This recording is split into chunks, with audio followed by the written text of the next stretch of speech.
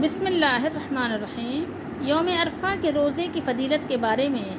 رسول اللہ صلی اللہ علیہ وآلہ وسلم نے ارشاد فرمایا، میں اللہ سے امید کرتا ہوں کہ عرفات کے دن کا روزہ گزشتہ اور آئندہ برس کے گناہوں کی معافی کا ذریعہ بنے گا۔ گزشتہ جو گزر گیا اور آئندہ برس کے گناہوں کا یعنی جو آنے والا ہے، یعنی ایک سال پچھلا ایک سال اگلا، ایک آگے پیچھے 2 سال کے گناہوں کو معافی کا ذریعہ کیا بنے گا؟ یہ یوم عرفات کے دن کا روزہ، یعنی جس دن حاجی عرفات میں جمع ہوتے ہیں جو یوم عرفہ کہلاتا ہے، اس دن کا روزہ۔ سیام یوم عرفات کو جب ٹھہریں گے تو عرفہ انی احتسب، میں گمان کرتا ہوں، امید کرتا ہوں، علی اللہ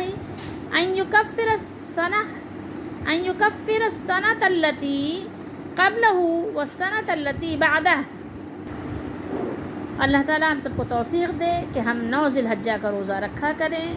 اور اس کا اہتمام کیا کریں، اور اللہ تعالیٰ سے رسول اللہ صلی اللہ تعالیٰ علیہ وآلہ وسلم کے بتائے ہوئے فرمان کے مطابق امید رکھیں کہ اللہ تعالیٰ ہمارے گناہوں کو معاف فرمائے، ایک سال پچھلا اور ایک سال اگلا، اور اللہ تعالیٰ ہم سب کے روزوں کو قبول فرمائے اور ہماری ٹوٹی پھوٹی کوششوں کو قبول فرمائے۔